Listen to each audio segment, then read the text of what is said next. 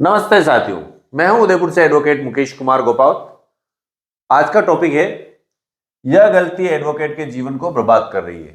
कानून सिखाने के साथ साथ, को प्रैक्टिकल वर्क सिखाने के साथ साथ कुछ ऐसी बातें जो एक एडवोकेट के जीवन पर बहुत ही ज्यादा प्रभाव डालती है, उस पर भी वीडियो बनाना मेरा नैतिक दायित्व और धर्म है। ये जो गलती मैं बता रहा हूं, 50% से ज्यादा एडवोकेट कितने इस गलती के कारण अपना जीवन बर्बाद कर देते हैं। कौन सी गलती है, क्या है, कैसे होती है, जाने में होती है, अनजाने में होती है, आपको ये बात समझ लेनी चाहिए। देखो, जो बात बता रहा हूं वो गहरी है, प्रैक्टिकली बात है। आपको पूरी बात समझनी है, कहीं आप ये गलती तो नहीं कर रहे हैं, नहीं तो आपको ये गलती नहीं करनी है। सबसे पहले जिस व्यक्ति ने गलती की उसके बारे में बात करता हूं। मेरा एक मित्र है। कौन सी कोर्ट में प्रैक्टिस करते हैं वो? उदयपुर, ठीक है ना। वो मान लो उस व्यक्ति का नाम मैं नहीं बताऊंगा, ए रखने देना। उनको आप कोई भी कानून पूछो उनको आता है। यानी कि मैं ये पूछ लूं कि सीआरपी के सेक्शन 157 के (2) में क्या है, तो उनको रटा रटा याद है। मैं ये पूछ लूं कि साक्ष्य अधिनियम की धारा 65(3) क्या कहती है, तो उसको रटा रटा याद है। मैं ये पूछ लूं कि संविधान का अनुच्छेद 17/6 क्या कहता है, तो उसको रटा रटा याद। यानी मैं उनको कुछ भी प्रश्न पूछ लूं, उनको हर कानून मुंह पर जबानी रटा रटाया याद है। पक्की बात। प्रैक्टिकली मुझे पता है उनको सारी किताबें याद, 5 किताबें उन्होंने याद करके हनुमान चालीसा की तरह। फिर भी वो व्यक्ति, जब मैं उनसे मिलता हूं तो बड़े डिप्रेशन में रहते हैं और बड़े ही हिम्मत हार गए वैसे व्यक्ति होते हैं। ऐसा क्यों हुआ, क्या कारण था, कहीं आप ये गलती तो नहीं करें, उस बारे में अपन समझते हैं। तो हुआ क्या, देखो, ए नाम का व्यक्ति है। उसने 5 बार तो राजस्थान जुडिशियल सर्विस का एग्जाम दिया, यानी आरजेएस, और 3 बार उसने एडीजे का एग्जाम दिया। इन 5 बार में से 3 बार वो इंटरव्यू में गए, एक एक नंबर से फेल हो गए। इसमें भी वो मेन परीक्षा में बैठे और मेन परीक्षा में फेल हो गए।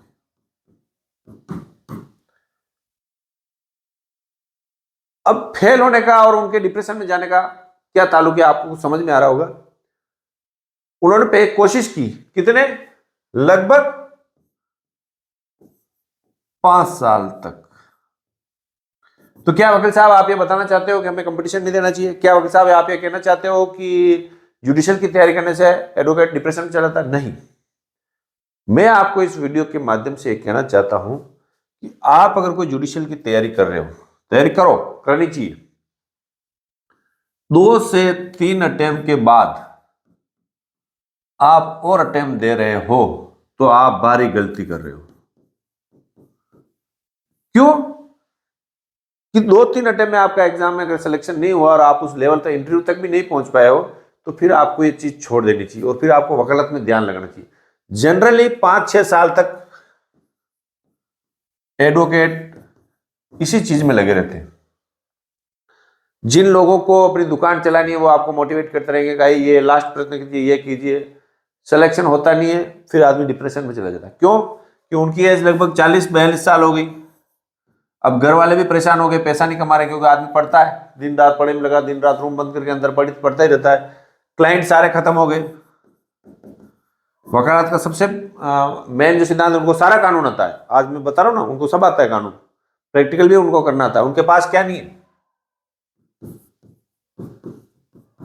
क्यों नहीं है क्लाइंट? क्योंकि क्लाइंट बनाए नहीं उन्होंने कभी। उन्होंने वो सिर्फ पढ़े में लगे रहे। अब उनको कानून आता है पर क्लाइंट नहीं है।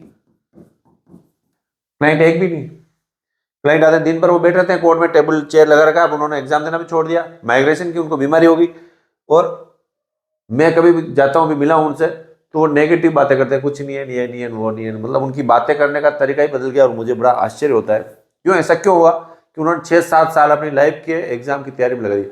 आप अंदाज लगाओ, कोई आदमी 6-7 साल तक लगातार पढ़ी रहा दिन रात, फिर जब प्री में सिलेक्शन हो जाता है तो वो मेन में तैयारी करता है। मेन को होता है इंटरव्यू, उसमें वो लोगों से मिलना ही बंद कर देता है, पूरे दिन घर में बैठे बैठे पढ़ते रहता है। और पढ़ेगा नहीं तो सिलेक्शन होगा नहीं। अब पढ़ने के लिए आरजेएस जैसा एग्जाम, मतलब जुडिशल का जो भी एग्जाम आप दे रहे हो, वो एग्जाम देने के लिए आपको कठोर पढ़ाई करनी पड़ेगी, एकदम मन लगा के पढ़ाई करनी पड़ेगी। तो आप इतना समय नहीं निकाल पाओगे, क्लाइंटों से बात करो, कोर्ट में ज़्यादा समय बिताओ, तो उससे क्या होगा कि आपका क्लाइंट बेस नहीं जमेगा। तो मेरी ये सलाह है कि 2 से 3 बार आपने अगर एग्जाम दे दिया है और आपका सिलेक्शन नहीं हुआ है, तो फिर इस बात को छोड़कर अगर आपको वकालत करनी है, तो फिर आपको वकालत में नए क्लाइंट कैसे जोड़ने, इस पर लगातार प्रयत्न करना। नहीं तो फिर आप 5-6 साल इसमें रह जाओगे, फिर ना कि उधर सिलेक्शन हुआ और ना इधर वकालत जमी। क्योंकि जवानी का आपका 1 साल भी जाता है तो उसकी पूर्ति नहीं हो पाएगी। फिर पूर्ति क्या है, बाद में बहुत पिछड़ जाओगे आप। और जो वकील एक बार 5-6 साल से वकालत एडवोकेट बन गया और उसके पास क्लाइंट नहीं आ रहे, तो उसके पास बाद में क्लाइंट बड़े मुश्किल से जाते हैं। क्योंकि क्लाइंट देखते हैं कि इतने सालों से वकील है, गाँव वाले देखते हैं, पास वाले देखते हैं कि यार वकालत नहीं करता, देखिए तो बार बार फेल होते ही जा रहा है। तो उससे भी क्या, सब जगह क्या, इसका सिलेक्शन नहीं हो रहा है, अच्छा वकील नहीं है।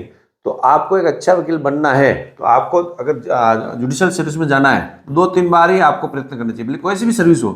फिर अगर नहीं हो रहा तो उसको छोड़ो, तुरंत उसको क्विट करके फिर पूरे मन से वकालत करनी चाहिए आपको।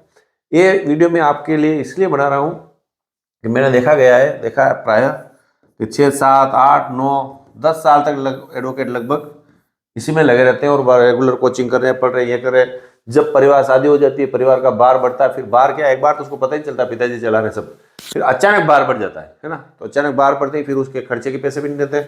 फिर जब वो उठ के देखता है, तब उसके दोस्त, उसके साथी बहुत उससे आगे निकल चुके होते हैं, उनके पास अच्छा ऑफिस भी हो जाता है, क्लाइंट भी लाइन लगने जाती है, और उनको जीरो से शुरुआत करनी पड़ती है। और जीरो से शुरुआत करने पर उनके बच्चे भी बड़े, जैसे मैंने ए नाम के वकील साहब बताए, इनके बच्चे 11वीं 12वीं पढ़ रहे हैं। तो फिर उनके क्या हुआ कि वो उससे भी डिप्रेशन, उनके भी खर्चा चाहिए, घर वालों ने भी हाथ ऊपर कर दिए, उस व्यक्ति की उसके परिवार में भी इज्जत कम हो गई क्योंकि वाइफ को नौकरी करनी पड़ी। कई तरह की समस्याएं आपको आ जाती है। तो आपको एक अच्छा वकील बनना है तो आपको बैकग्राउंड आपका पूरा पक्का रखना पड़ेगा। अगर आपका बैकग्राउंड ऐसा नहीं है कि आपको 5-6 साल तैयारी कर सको, तो फिर आपको 2-3 बार ही एग्जाम देने के बाद उसको बिल्कुल छोड़ो कि अब मुझे इसमें नहीं जाना है, अब मुझे अच्छा वकील बना। और एक बात और बता दूं, अच्छा और फेमस वकील बन गए तो जज साहब की तनख्वाह आपके कहीं वैसे सर में पीट नहीं होती, जज साहब की तनख्वाह 10 दिन या 15 दिन में आप कमा लोगे। तो आपको ये वीडियो के माध्यम से मैं ये नहीं कहता हूँ कि आप जुडिशल की तैयारी मत करो, मैं कह रहा हूँ आप जुडिशल की अच्छी तैयारी करो, आप जुडिशल में जाओ, या कोई दूसरी सर्विस करना चाहते हो, एडवोकेट सरकारी वकील बनना चाहते हो, या कहीं और भी जाना चाहते हो, जाओ। और 2-3 साल के बाद आप इस तैयारी को बिल्कुल क्विट करते हैं। फिर आपको वकील ही बनना है तो माइंड में बिठा ले मुझे वकील करना, वकालत भी कर रहे हैं, फिर आपका दिमाग दूसरी होता है कि यार उस तरफ नौकरी चला जाऊँ, ये धंधा करूँ, प्रॉपर्टी का काम करूँ, मैं वहाँ लग जाऊँ, मैं यहाँ लग जाऊँ। आप अच्छे वकील कभी नहीं बन जाओ। आपके दिमाग में फिक्स बात बिठा लो कि मुझे यहाँ तो वकालत करनी है, नहीं करनी छोड़ दो, अभी वकालत कर रहा हूँ यार, कोई नौकरी आ जाए तो वहाँ चला जाऊँगा, वकालत के साथ साथ ये धंधा कर लेता हूँ, ये बिजनेस कर लेता हूँ। कुछ नहीं, आपको मैंने आपको क्या वादा किया था, 2 साल 2 साल मन लगाकर जितना आप आरजेएस में तैयारी करते हैं, जुडिशल सर्विस में तैयारी करते हो, उतना आप वकालत में कर लो। और नए क्लाइंट कैसे बढ़ाते हैं उस पर लगातार 2 साल तक लगे रहो। क्लाइंट की आपकी लाइन लगेगी लंबी। आप इस बात पर विचार ही नहीं करते हो, इस बात पर कोई काम ही नहीं करते हो नए क्लाइंट कैसे बढ़ाने हैं। नए क्लाइंट में कई सारे वीडियो बना रखे, मैं तो कह रहा हूँ आप ज्वाइन बटन में मत ज्वाइन करो, आपको मेंबरशिप लेने की जरूरत नहीं है। मेंबरशिप में सिर्फ वही वीडियो डालता हूँ जो मैं पब्लिकली नहीं बोल पाता हूँ। बाकी आप इस पर मैं कई सारे वीडियो डाल रखे हूँ, लगातार डालता रहूंगा जो मैं पब्लिकली बोल सकता हूँ। मेंबर आपके नए क्लाइंट कैसे लाने, आपके पास पैसा नहीं है, ज्वाइन बटन ज्वाइन मत करो, नहीं है। मगर आप प्रयत्न लगातार करो कि क्लाइंट को कैसे बढ़ाने, क्लाइंट व्यवहार कैसे बढ़ाना है, कैसे सोशल मीडिया से आप क्लाइंट बढ़ा सकते हो, कैसे एपीपी कार्यालय से आप क्लाइंट बढ़ा सकते हो, कैसे जो कोर्ट में आए नए व्यक्ति उससे क्लाइंट बढ़ा सकते हो, कैसे अनजान लोगों को क्लाइंट बढ़ाना। यानी कि कानून सीखने के साथ साथ अगर आपने क्लाइंट बढ़ाने वाले पॉइंट पर छोड़ दिया और सिर्फ कानून पढ़ा, कोर्ट में प्रैक्टिस का काम सीखे, और दिमाग में यही बात बिठा रखी कि धीरे धीरे समय के साथ वकालत जम जाती है, वकालत तो बुढ़ापे में चलती है, महान मूर्खतापूर्ण बात है। ऐसी बात करना कि धीरे धीरे वकालत जम जाती है, मेरे लिए वो कोई व्यक्ति कहता है तो मुझे डबल गुस्सा आ जाता है कि अरे ऐसी बात, उल्टी बात क्यों कराए। ऐसी बात करके आप ऐसी बात कौन करते हैं, वो सीनियर करते हैं जो जूनियर को सिखाना नहीं चाहते, बस वो चाहते हैं कि थैला ही ठोकता रहे। मैंने देखा हुआ है कि 2-3 साल में, मैं एक बात बताऊँ, मैं किसी दूसरे की बात नहीं करता, मेरे साथ भी एक जूनियर साहब आए है ना, वकील साहब है जूनियर, उनको आए अभी 3 साल हुए। कितने? 3 साल। मिलूंगा, उनका इंटरव्यू लेंगे, बात करेंगे, नहीं 12 लाख रुपए की स्विफ्ट कार लाए 3 साल में, अभी नहीं लाए। कैसे ले आए?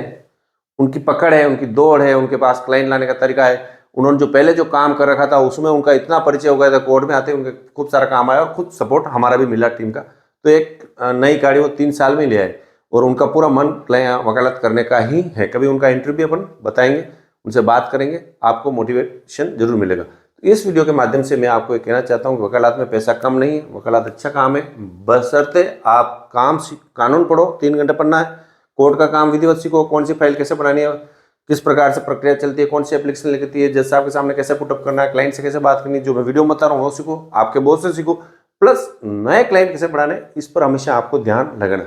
लगातार आप सिर्फ एग्जाम में एग्जाम करके 5-6 साल निकाल दो, क्योंकि एडवोकेट बनते ही कहा था कि ग्रेजुएशन के बाद 3 साल, तो 15 3 18 और 6 साल का होता है कि 18 19 20 21 22 23 24, लगभग 23 से 24 साल का व्यक्ति एडवोकेट बनता है होने के बाद। और फिर वो क्या करता है, 6 साल कंपटीशन दे गया, 30 साल का हो गया, वो फैसला यही हो गया। 30 साल बाद वो अपनी लाइफ की शुरुआत करेगा कि अब मुझे कहीं सिलेक्शन नहीं हो रहा, मैं इधर जाऊं, तो हालत खराब हो जाएगी। इधर आपका सिलेक्शन, एडवोकेट बनते ही आपने 2-3 साल बाद खूब मेहनत की, नए क्लाइंट कैसे लाने इस पर जोर लगाया। सब कानून सीखना जरूरी नहीं है, जो कानून आपके जो क्लाइंट आपके पास आ रहे हैं, जो आपके क्षेत्र में मुकदमे आते हैं, भले वो जमीन क्या है, भले बंटवारे के मुकदमे आए, भले आपके 130 के आए, भले फौजदारी के आए, जो आपके भले क्लेम आए, जो आपके क्षेत्र में आ रहे हैं उन्हीं को आप देखो। दूसरे वकील को मत देखो कि यार मैं भी बैंक का वकील बन जाऊं, वो बैंक का वकील बनोगे, बैंक का वकील 10 साल नंबर नहीं आया तो उधर आप लटके रहोगे, मैं उपभोक्ता बन जाऊँ, उपभोक्ता काम आपके आने पर आने वाला नहीं है।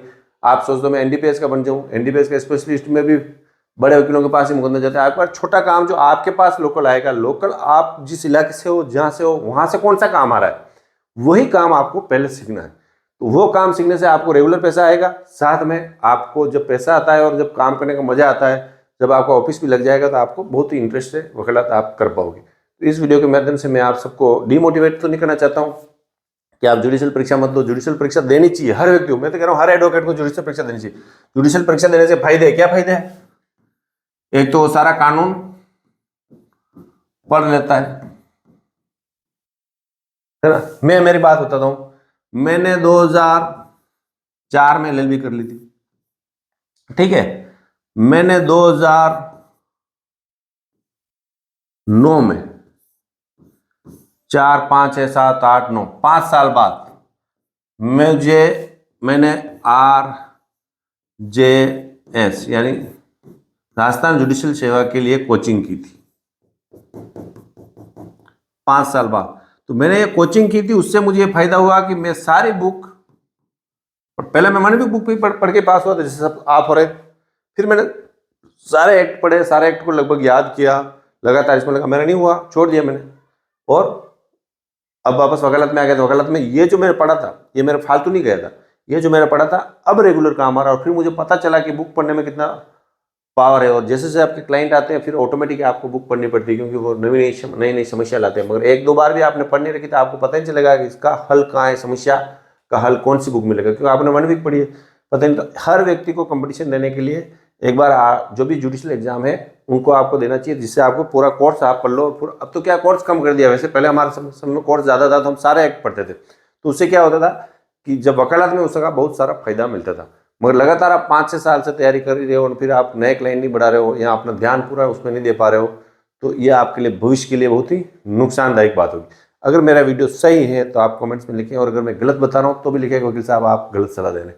क्यों कि मैं चाहता हूँ कि जो मेरे व्यूअर्स है, मुझे ज़्यादा नहीं चाहिए, अभी 19,000 का चल रहा है आंकड़ा सब्सक्राइबर वाला, मुझे 1,000 स्टूडेंट ही चाहिए। मैंने शुरू से कहता रहा हूँ 1,000 से प्लस मुझे नहीं चाहिए, मुझे 1,000 स्टूडेंट ऐसे चाहिए जो अच्छे वकील बन पाए, और मैं कह सकूं कि ये 1,000 स्टूडेंट है जो मुझसे सीखे हैं और जो अच्छे वकील हैं, जो क्षेत्र में अपना नाम अच्छा रोशन करें। और जो फर्स्ट पीढ़ी के हैं वो अगर आएंगे ग्रामीण क्षेत्र के आगे बढ़ेंगे तो और भी मजा आएगा, और जल्द ही हम लाइव में मिलेंगे ताकि मैं आपको व्यक्तिगत रूप से पहचान भी सकूँ। वीडियो पसंद आए तो लाइक करें प्लीज़, और प्लीज़ चैनल को सब्सक्राइब जरूर करें, और साथ में आपके जो दोस्त हैं, आपके मिलने वाले हैं, उनको शेयर करें। इससे क्या होगा कि किसी व्यक्ति को जो डर रहा है, जब गलत छोड़ना चाहता है, जो परेशान हो रहा है, उसको अगर कोई मार्गदर्शन मिलता है तो हमेशा पुण्य का काम करने पर तो लाभ होता ही है। धन्यवाद।